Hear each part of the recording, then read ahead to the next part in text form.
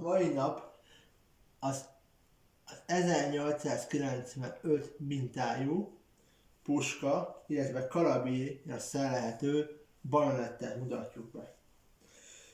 Ezt 1895 mintájú Steyr Manelli bajonetteket, illetve fegyvereket a Magyar Monarchia, illetve azonnak szövetséges tagállamaiban használták az első világháborúban.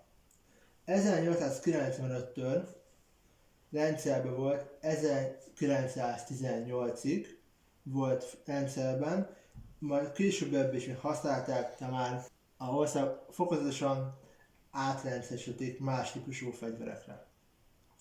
Az itt látható két darab Manellik fegyvernek a bajonettje. A legfelső bajonett a videóban, ami látható, ezt a tiszti bajonettet az különbözteti meg az alatta szereplő legénységi bajonettől, hogy a tiszti bajonett alsó részén található egy kampó, ami az volt a feladata, hogy a beérkező más bajonettektől, illetve kardoktól, szabjáktól megvédje a használót, azzal, hogy beakadt a penge, így megvédte a kezét, vagy a fegyver szerelve használták, hogy meggátolta tovább tudjon csúszni a fegyverem. Egy kiegészítés volt még rajta, az alsó gyűrű, amire egy bolthoz hasonló bolt volt rátéve. Alatta látható egy legénység típusú bajonett, ami a háború később szakaszában 1916-17 táján került rendszeresítésre, illetve ezt a legénység típusút nem feltétlenül a legénység használta, hanem speciális csapatok is használták, illetve használhatták abban az időszakban.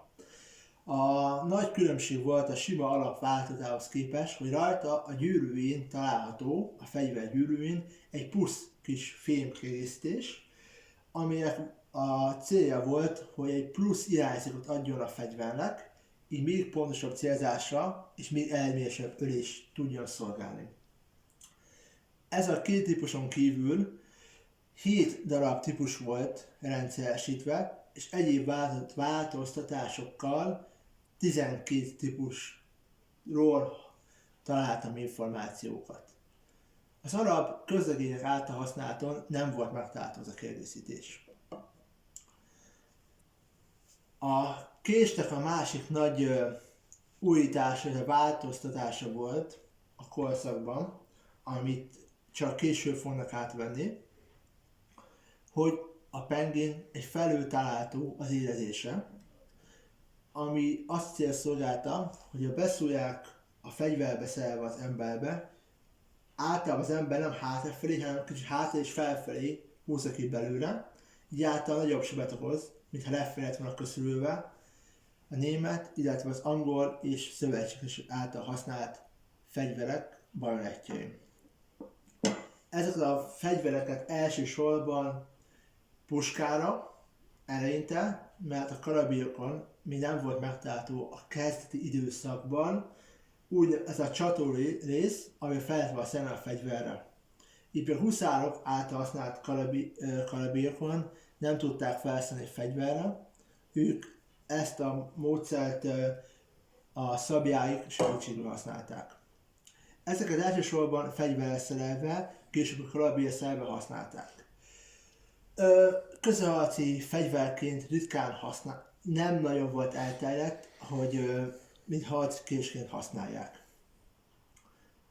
A típusában található a felüljezés, illetve alatta egy pengevájat, ami célja volt, hogy könnyebbé tegye a pengét, másrésztől megerősítette, hogy oldalra való elmozduláskor, beakadáskor ne tudjon eltörni a penge.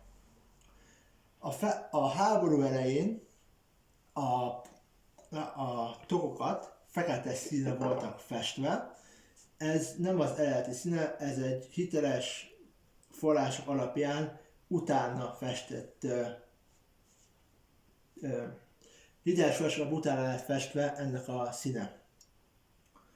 A belsejében található egy hullámrugó, ami meggátolja, hogy kicsúszson belőle, de nem a német típusúaknak, mert a belső ellenésében egy V alakú rugó található meg, ami meggátolja, hogy könnyen ki tudja esni a fegyver, a bajonett a tüvejéből. Háború későbbi szakaszában különböző színűekben is elterjedtek. Itt látható legénységi bajonettnek zöld színű volt utolsó festése. De 4 fajta színben volt a fémszínben, feketében, zöldben, illetve ilyen rezes, sárga színben is megtalálható volt. A papucs nagy érdekessége, hogy mindig megtalálható benne a belső oldalán a gyártás évszámítva pecsét, ami most a videóban látható. Az alsó oldalán megtalálható az osztrák kétfejű sasnak a beütése.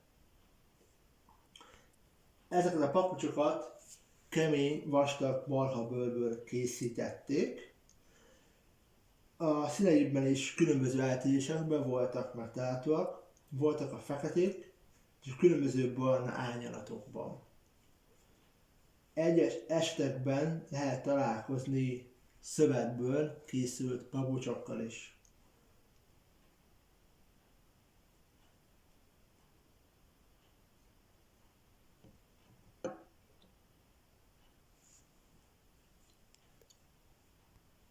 Ezek a bajonettek szegecsése készültek, tehát nem szétszeretőek, mint a német típusokon, például a úgynevezett hentes bajonetteken, ahol egy csavar található benne, ami segít és lehetővé teszi, hogy le lehessen szedni a fa markolatát róla. Ez a típusnak a jelzetessége, ami hentes bajonettnél van benne, a fém részén található meg, az a kis pályat, az segítségével le lehet csavarni, és szét lehet szedni a rugós belsejét.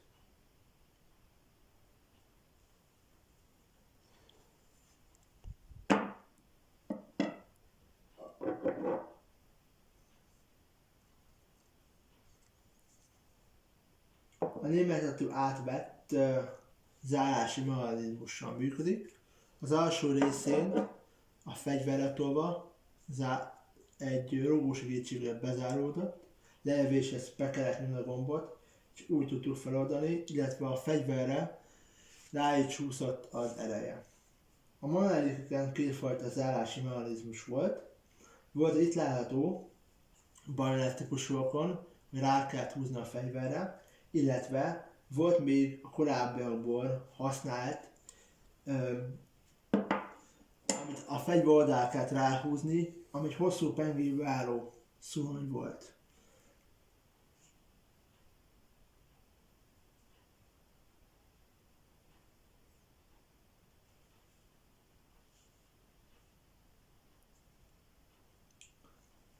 A fegyver megtalálható a fék fegyvergyártó jelzése, illetve a legénységi megmaradt a fegyverszám is megtalálható rajta. Még a tiszti bajonetten ezek már csak nagyon nyomokban megtalálhatóak. Elsősorban